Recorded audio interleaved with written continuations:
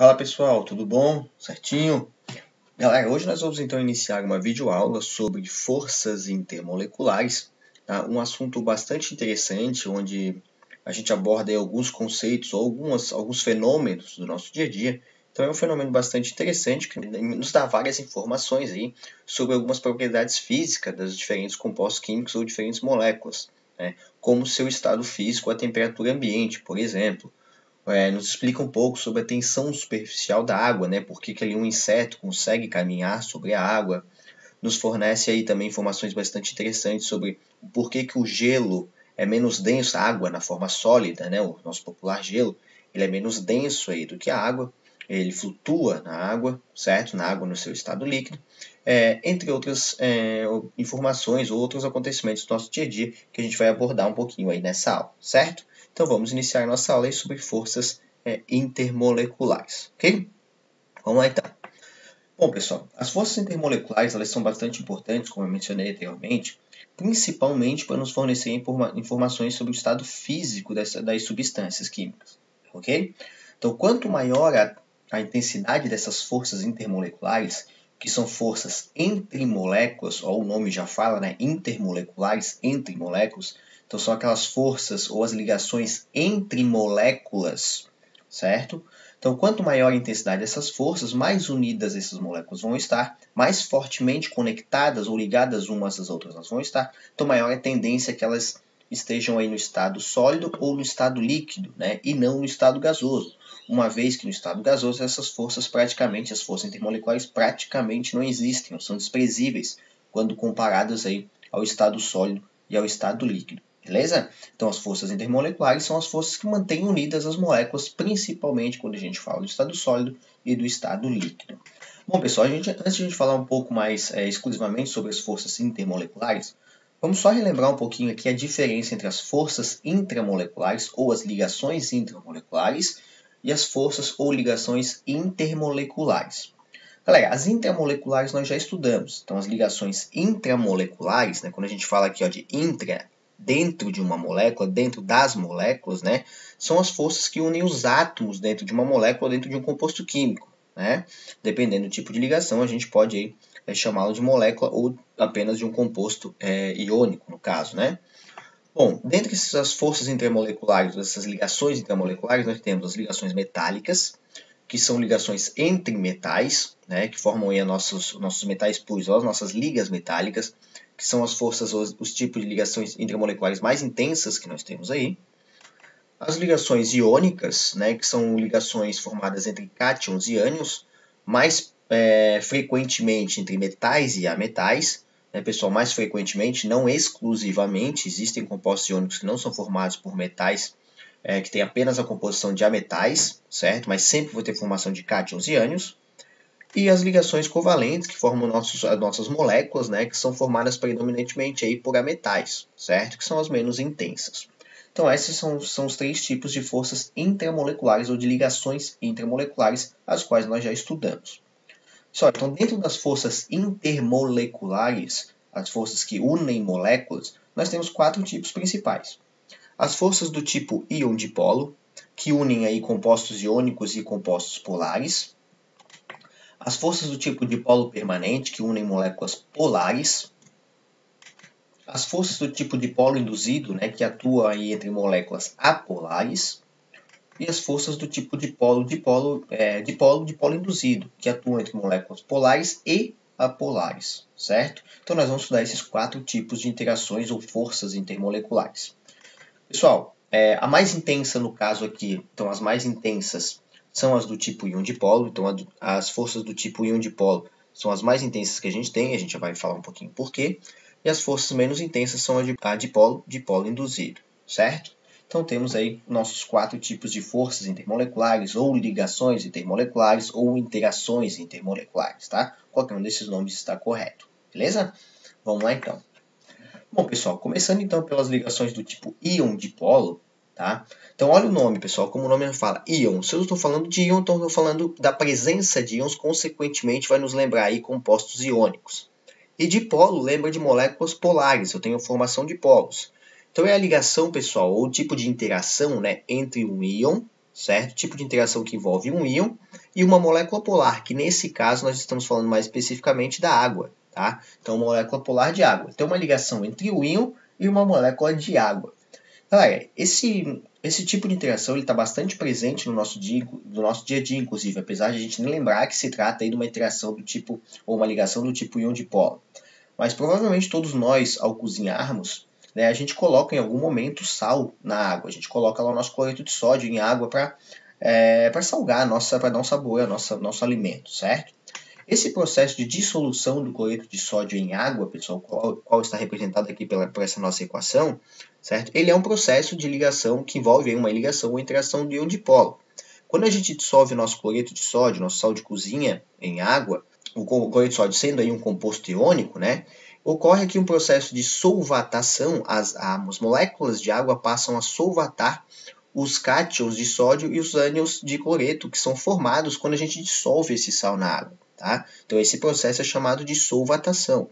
Então, quando a gente realiza a dissolução do cloreto de sódio em água, formando cátions e ânions, ocorre então a solvatação desses íons pelas moléculas de água. O que é essa solvatação? Olha só, essa solvatação é quando as moléculas de água elas envolvem tanto os cátions quanto os ânions. Tá? Como assim? Pessoal, a água é molécula polar. Então, se a gente representar a água aqui, ó, como nessa figurinha, onde sendo o oxigênio, o azul e os hidrogênios em rosa, a gente sabe que o oxigênio ele é mais eletronegativo que o hidrogênio, já estudamos isso lá em ligações em geometria molecular, né? Então, o oxigênio ele adquire uma carga parcial negativa, ou um polo negativo. E os hidrogênios, consequentemente, vão adquirir aí polos positivos. Né? Então, vou ter polos positivos aqui nos hidrogênios, certo? Então, quando as moléculas de água entram em contato com esses íons, o oxigênio da água ele passa a rodear os cátions de sódio e os hidrogênios, por outro lado, passam a rodear os ânions. Né? Isso a gente chama aí de solvatação. E esse processo de solvatação, onde várias moléculas de água acabam aí envolvendo tanto os cátions quanto os ânions, dessa forma orientada, né? O negativo no caso do oxigênio, voltado para o cátion, e os hidrogênios, que são polos positivos, voltados para os ânions, fornecem aí uma força suficiente para separar esse retículo cristalino do nosso cloreto de sódio, uma vez que a ligação iônica ela é relativamente forte, né? Então eu preciso ter um tipo de interação que também seja forte para poder separar esses cátions e ânions e dissolver aí o nosso cloreto de sódio. Então por isso, pessoal, que essas ligações do tipo íon dipolo são ligações ou são interações relativamente fortes, bastante fortes na verdade, uma vez que eu tenho aí uma interação eletrostática entre cargas negativas e cargas positivas. Certo? Então, esse processo de interação do tipo íon dipolo ocorre entre compostos iônicos e moléculas de água. Certo? Tranquilinho? Bora lá então. Pessoal, o segundo tipo de ligação ou interação intermolecular que a gente tem são as ligações do tipo dipolo permanente ou dipolo-dipolo. Mesma coisa, tá? Dipolo permanente ou dipolo-dipolo. Bom, pessoal, como o nome já fala também, ó, dipolo permanente, ou seja, eu tenho polos permanentes, ou dipolo-dipolo, tenho dois polos, certo? Então, essas forças do tipo dipolo permanente ou dipolo-dipolo são forças de intensidade média, ou seja, elas são mais fracas que as interações do tipo íon-dipolo, mas ainda são relativamente fortes, né? Então, são forças de intensidade média, mais considerável, ocorrem entre moléculas polares. Então, estamos falando de moléculas polares, agora, mas sem envolver compostos iônicos. Então, um exemplo, pessoal, se a gente pegar uma molécula aí de HCl, né? Bom, galera, no caso de uma molécula de HCl, a gente ia analisando a eletronegatividade do hidrogênio e do cloro, né? A gente sabe que o cloro ele é mais eletronegativo. Consequentemente, o cloro vai formar uma densidade de carga negativa, que a gente chama aí de polo negativo, e o hidrogênio fica com uma densidade de carga positiva. O cloro, por ser mais eletronegativo, ele puxa para ele, atrai mais para ele os elétrons da ligação, né? Consequentemente, a nuvem eletrônica, aqui ó, representando a nuvem eletrônica, né? Ela vai estar mais voltada, mais próxima do átomo de cloro, certo? Por isso que ele fica com o polo negativo. Então, dessa forma, pessoal, quando a gente tem várias moléculas de ácido clorídrico em contato, então a gente tem aí uma interação entre os polos negativos de uma molécula e o polo positivo de outra molécula, formando então aqui a nossa força intermolecular do tipo dipolo-dipolo. Então, aqui a gente tem a nossa força intermolecular do tipo dipolo-dipolo ou dipolo permanente, certo? Então, sempre a união aqui entre moléculas, certo? Polares é o que a gente tem aí devido às forças do tipo dipolo-dipolo, beleza? Um outro exemplo, pessoal, que a gente pode analisar aqui, ó, numa molécula de ácido sulfídrico, né? O ácido sulfídrico é o H2S, certo? No H2S, a gente tem aqui os polos positivos, a densidade de carga positiva, que ficam nos hidrogênios, uma vez que eles são menos eletronegativos que quando comparados aí ao nosso enxofre. Então, o enxofre é mais eletronegativo, né? Então, o enxofre é mais eletronegativo, então sempre o mais eletronegativo fica com a densidade de carga negativa, certo? E o menos eletronegativo fica com a densidade de carga positiva. Então, quando eu tenho aí a aproximação de várias moléculas de ácido sulfídrico, existe aí uma ligação, uma interação entre os polos negativo e o polo positivo, né? Então, essa interação aqui, ó, que une as moléculas, essas interações entre as moléculas, que no caso são polares, são as nossas interações do tipo dipolo ou dipolo permanente. Pessoal, e quanto maior a diferença de eletronegatividade entre os átomos que formam a molécula, quanto maior essa diferença de eletronegatividade, mais destacados são os meus polos negativos e meu polo positivo. Consequentemente, mais forte vai ser a interação intermolecular entre as moléculas, uma vez que os polos positivos e polos negativos são mais bem definidos, certo? Então, se a gente considerasse, inclusive, comparasse as moléculas de ácido sulfídrico com as moléculas de ácido clorídrico anteriormente, o hidrogênio é igual para as duas moléculas, mas eu tenho a diferença do enxofre e do cloro, né? No caso, o cloro ele é mais eletronegativo que o enxofre. Então, a molécula de HCl, mostrada anteriormente, ela fornece polos aí mais bem definidos, tem polos mais bem definidos. Consequentemente, as forças intermoleculares do tipo dipolo-dipolo na molécula de HCl são mais intensas aqui quando comparadas nas moléculas do ácido sulfídrico. Beleza? Tranquilo? Bora lá então. Bom, pessoal, dentre as moléculas, dentre as interações do tipo dipolo permanente ou dipolo-dipolo, existem aí as ligações de hidrogênio, tá? Então vamos fazer um destaque aqui em relação às ligações de hidrogênio, tá? Pessoal, vários autores, vários livros tratam a ligação de hidrogênio como sendo uma ligação à parte em relação às ligações do tipo dipolo permanente ou dipolo-dipolo. Vários autores não mencionam que as ligações de hidrogênio pertencem ao tipo de ligação ou de interação de polo permanente ou de polo-dipolo, tá? Por ela ser uma ligação com uma intensidade relativamente superior a todas as demais ligações que envolvem moléculas polares, tá?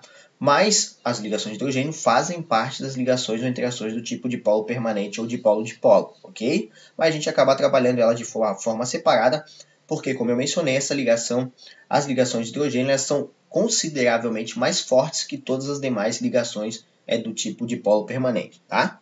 E quando que a gente tem uma ligação de hidrogênio, pessoal? Bom, galera, a gente tem uma ligação de hidrogênio quando eu tenho hidrogênio principalmente, tá? Hidrogênio ligado a flúor, oxigênio e nitrogênio, certo? Principalmente, tá, galera? Não exclusivamente. Existem alguns dados já reportados aí em alguns artigos científicos que mostram que existem ligações de hidrogênio também, ligações de hidrogênio que envolvem hidrogênio e fósforo. Mas na grande maioria dos casos, a ligação de hidrogênio ocorre quando eu tenho hidrogênio ligado a flúor, oxigênio ou nitrogênio, tá? Então sempre, ó, hidrogênio ligado a flúor, oxigênio e nitrogênio para os casos que nós vamos trabalhar, beleza? Por que isso, pessoal? Por que essa ligação é mais forte que todas as demais do tipo de polo permanente ou de polo-dipolo? Porque, galera, existe uma alta diferença de eletronegatividade entre hidrogênio, flúor, oxigênio e nitrogênio. Esses três elementos são três dos elementos mais eletronegativos aí da nossa tabela periódica, certo? Então a gente vai ter aí uma alta diferença de eletronegatividade, então dessa forma essa ligação vai ser muito mais forte que qualquer outra ligação do tipo dipolo-dipolo. Bom, pessoal, isso a gente deixar mais claro, né?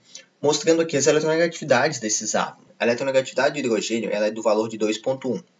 A do flúor tem um valor de 4. A do oxigênio, um valor de 3,5. E a do nitrogênio, um valor de 3. Essas são as eletronegatividades. Então, quando a gente analisa ali a ligação do hidrogênio com qualquer um desses três átomos, a gente observa uma diferença de eletronegatividade muito alta, certo? Consequentemente, eu vou ter a formação de polos positivos e polos negativos muito bem definidos.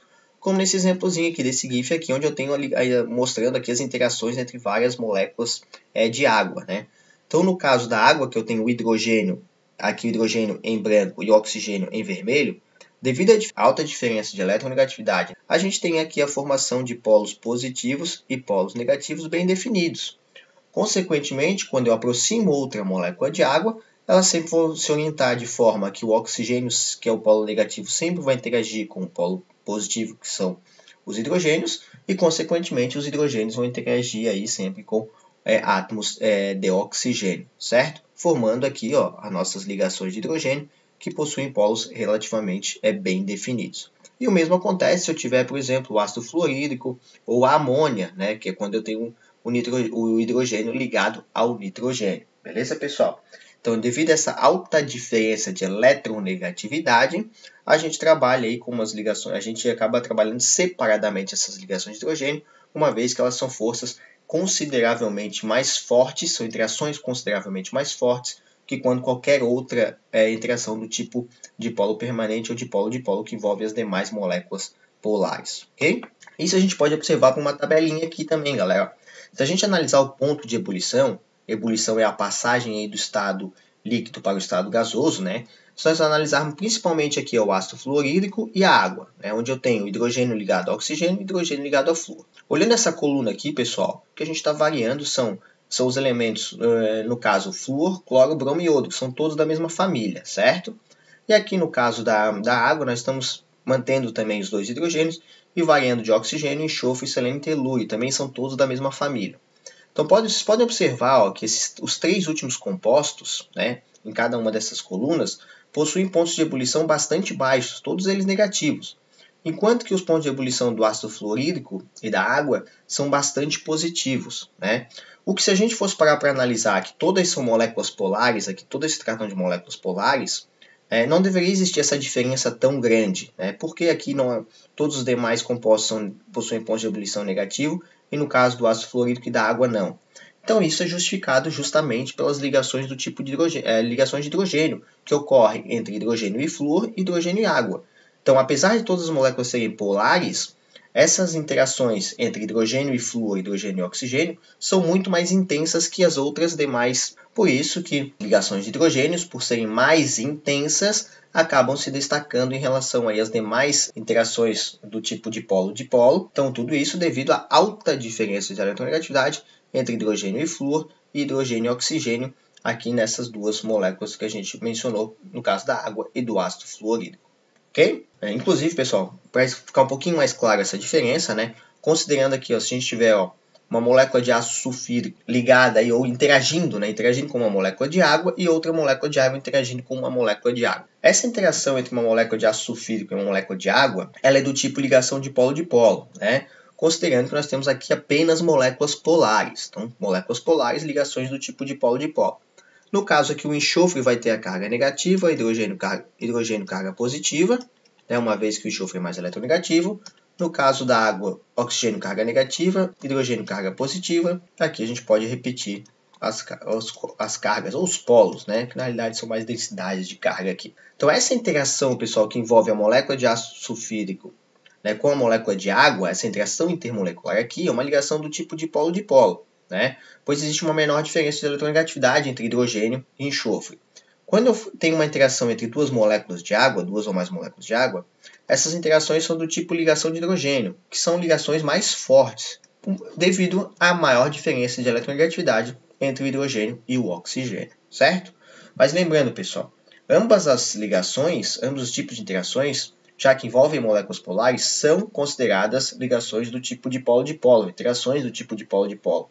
Mas como a gente trabalha, como as ligações de hidrogênio são consideravelmente mais fortes, a gente acaba trabalhando aí de forma especial, chamando essas ligações que envolvem hidrogênio e oxigênio, hidrogênio e flúor, ou hidrogênio e nitrogênio, como ligações de hidrogênio. Beleza? Inclusive, pessoal, a gente pode observar aí que essa alta força das ligações de hidrogênio são as responsáveis pela alta tensão superficial da água, né? Uma vez que essas ligações e interações são relativamente fortes, elas são consideravelmente mais difíceis de serem rompidas. Então, o que permite aí a formação de bolhas e o que permite que determinados insetos caminhem sobre a água.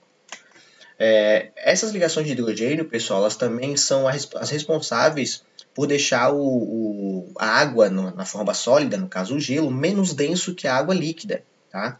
Quando a gente tem a água sólida, ocorre a formação do retículo cristalino, né? Formação de quase de um retículo cristalino, certo? Onde eu tenho as moléculas de água arranjadas dessa forma aqui que eu tenho nessa estrutura aqui dessa figura em preto, ó. De forma hexagonal, por exemplo, né? As águas se conectam aí, né? As moléculas de água interagem entre si, formando diversos hexágonos.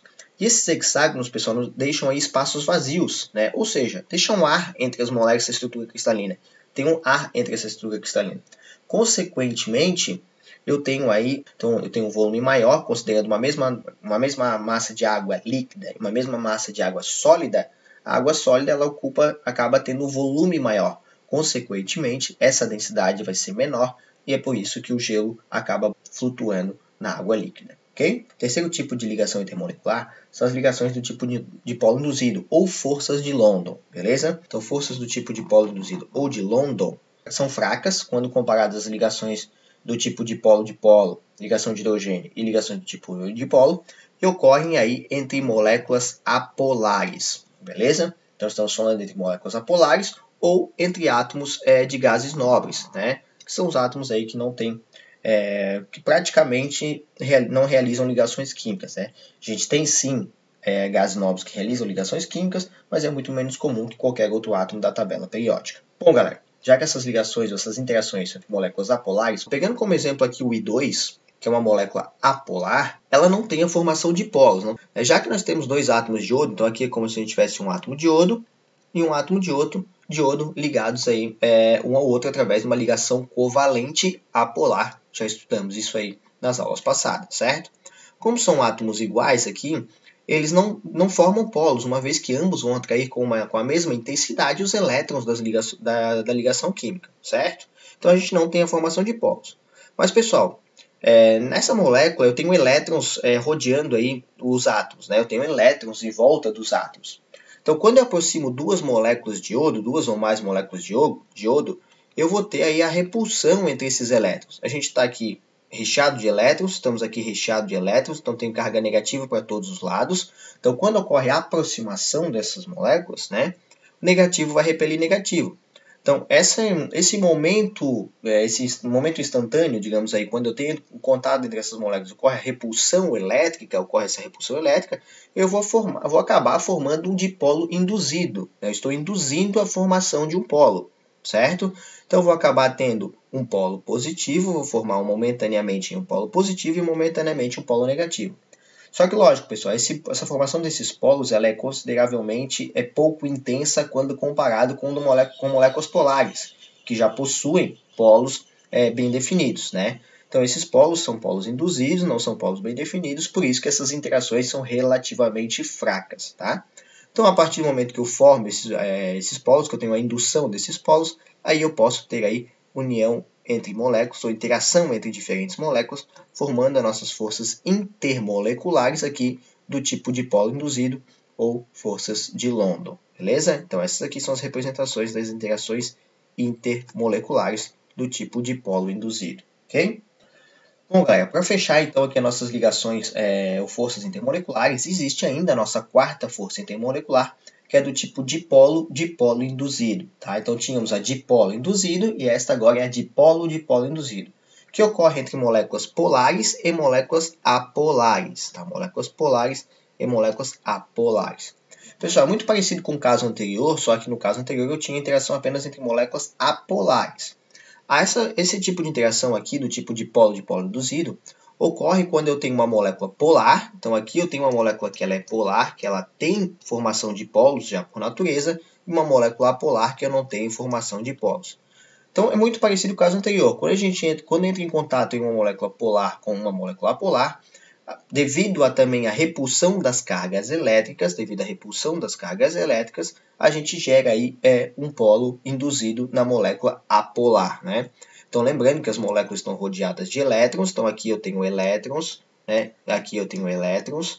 Tem a repulsão e vou gerar aqui um polo positivo e um polo negativo também induzido na minha molécula apolar.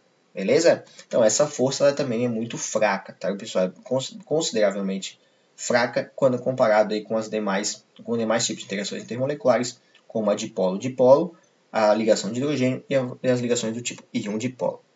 Galera, aqui eu chamo a atenção para vocês para um detalhezinho, que é aquela frase, né? Semelhante dissolve semelhante, né? A gente costuma falar que semelhante dissolve semelhante, ou que polar dissolve polar e apolar dissolve apolar.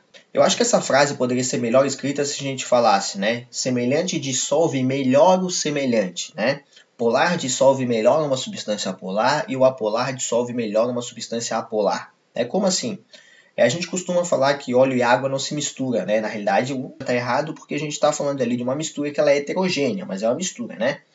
Mas, assim, a gente costuma falar então que o óleo e a água não são miscíveis, não se dissolvem um no outro, né? Não são solúveis um no outro, certo? Por quê, pessoal? A água é polar e o óleo é apolar, certo?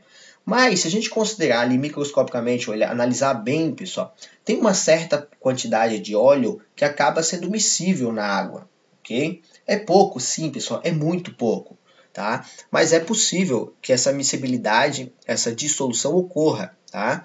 Então, a gente não pode falar que uma substância polar não dissolve em hipótese nenhuma numa substância apolar, ok? Isso ocorre num grau muito pequeno, né? E isso é justamente devido às forças do tipo de polo induzido que isso ocorre, né? Mas lógico que vai ser num grau aí muito inferior a um processo de dissolução que envolva substâncias aí semelhantes, ok? Beleza? Então, só para a gente explicar um pouquinho aí quando que ocorre aí uma interação do tipo de polo induzido. Bom, pessoal, essas forças intermoleculares, muitas dessas forças intermoleculares, principalmente falando das forças que envolvem moléculas apolares, foram estudadas aí por um físico holandês, né, o Van der Waals, que inclusive recebeu o Prêmio Nobel de Física em 1910 pelas suas pesquisas sobre os estados gasosos e líquidos, tá? Então é muito comum vocês encontrarem na literatura, pessoal, tá, que as forças que envolvem moléculas apolares, como as forças do tipo de polo induzido ou forças de Londres e a de polo induzido sejam chamadas de forças de Van der Waals, tá? Então isso é muito comum, tá, galera? Então isso é bastante comum vocês encontrarem nas literaturas o nome forças de Van der Waals. E as forças de Van der Waals, então, estão ligadas diretamente a forças que envolvem moléculas apolares, certo? Então, no caso, o tipo de polo induzido e a de polo permanente, beleza? Pessoal, para fechar então, né, alguns exemplos aí de onde a gente encontra também forças do tipo de polo induzido ou forças de London, né, ou no caso, então, aí podemos até mencionar forças de Van der Waals, né, já que envolvem moléculas apolares, quando a gente encontra uma lagartixa subindo pelas paredes. Né, como é que essas lagartixas conseguem subir pelas paredes? Isso está diretamente relacionado, pessoal, com as forças de Van der Waals, né? Que são as forças que envolvem em moléculas apolares. No caso da lagartixa conseguir andar aí pelas paredes, subir pelas paredes, está diretamente associado às forças do tipo de polo induzido, certo? Quando a lagartixa toca uma superfície, uma parede, por exemplo, ela cria polos induzidos, né? Então existe uma interação ali entre moléculas apolares que criam polos induzidos. E esses polos induzidos são os que têm aí o que possibilita que a lagartixa ande na parede, uma vez que existe uma interação dessas moléculas com as moléculas aí, das tintas, os revestimentos que cobrem as paredes, beleza? Pessoal, essas ligações, essas interações de tipo de polo induzido são geralmente fracas e elas acabam sendo sobrepostas pela ação da gravidade, né? Por isso que a gente não consegue aí ficar subindo parede, né, pelo simples contato das nossas mãos e nossos pés pela parede. Mas, no caso da lagartixa, essas forças são um pouquinho mais intensas e as lagartixas são consideravelmente muito mais leves que nós, então elas conseguem aí subir pelas paredes devido a essas forças de Van der Waals, mais especificamente nesse caso, forças do tipo de polo induzido. Beleza, galera? Então, pessoal, para a gente finalizar, né? Então, essas forças intermoleculares, certo? Elas estão relacionadas aí, pessoal, com o ponto de fusão e ebulição das substâncias químicas, né? Como, por exemplo, quanto maior a força de ligação intermolecular, pessoal, quanto maiores as forças que unem as moléculas, maior será a energia para romper essas ligações. Consequentemente, maior será o ponto de fusão ou ponto de ebulição dessas moléculas. Então, quanto mais fortes forem essas ligações moleculares, maior é a tendência de que essas substâncias estejam no estado sólido e estado líquido, e mais difícil vai ser de ocasionar uma mudança de estado físico. Tá? Então, como por exemplo, para moléculas de tamanho aproximado, se tiver moléculas de massa aproximada, né, quanto maior a força intermolecular, né, quanto maiores as forças intermoleculares, maior vai ser o ponto de fusão e de ebulição dessas substâncias, certo? Ou, se eu comparar moléculas que tenham aí as mesmas forças intermoleculares, aquela que possui maior massa provavelmente vai ter um maior ponto de fusão, um maior ponto de ebulição, tá? Como assim? Vamos dar uma olhadinha aqui, ó. Galera, se a gente considerar diferentes hidrocarbonetos, tá? Hidrocarbonetos são compostos formados aí por carbono e hidrogênio, beleza? Então temos, por exemplo, aqui ó, o propano e o butano, que estão presentes aí no nosso gás de cozinha, tá? São os principais componentes do gás de cozinha. Então são exemplos aí de hidrocarbonetos, certo? Então, galera, quanto mais para baixo aqui, ó, dessa nossa tabela, aumenta a massa, né? Então, vamos observando aqui, ó, quanto mais para baixo, maior massa, beleza? São compostos mais pesados, certo? Todos esses compostos, pessoal, esses hidrocarbonetos, eles possuem interação do tipo de polo induzido, uma vez que são moléculas apolares. Então, todos os hidrocarbonetos são moléculas apolares. Então, estamos falando de compostos aí que possuem o mesmo tipo de interação intermolecular. Então, a gente pode observar aqui ó, que quanto maior a massa desses compostos, maior o ponto de fusão e maior é o ponto de ebulição dos mesmos também. Ó. Então, pode observar que ele está ficando menos negativo, né, galera? Menos negativo, ou seja, ele está aumentando aí o ponto de ebulição e o ponto de fusão, certo? Então, a gente tem aqui ó, que quanto maior a massa, maior é a temperatura de ebulição ou a temperatura de fusão, certo? Então, temos aí a maior temperatura de fusão, maior temperatura de ebulição, quanto maior a massa, certo? Galera, isso é devido à maior superfície de contato que eu tenho entre as moléculas. Então, quanto maior a massa, maior é o volume dessa minha molécula. Ou seja, é mais fácil de ela entrar em contato com outra molécula. Consequentemente, mais interações intermoleculares eu vou ter, mais difícil vai ser de eu romper essas moléculas e maior é a tendência de eu ter aí um maior ponto de fusão e um maior ponto de ebulição. Mais energia eu vou ter que fornecer para mudar o estado físico, para alterar o estado físico dessa nossa molécula. Certo? Beleza? Triplinho? Galera, então por hoje é isso aí, tá? Em relação às forças intermoleculares, espero que tenham conseguido entender aí as diferenças entre as forças intermoleculares, certo?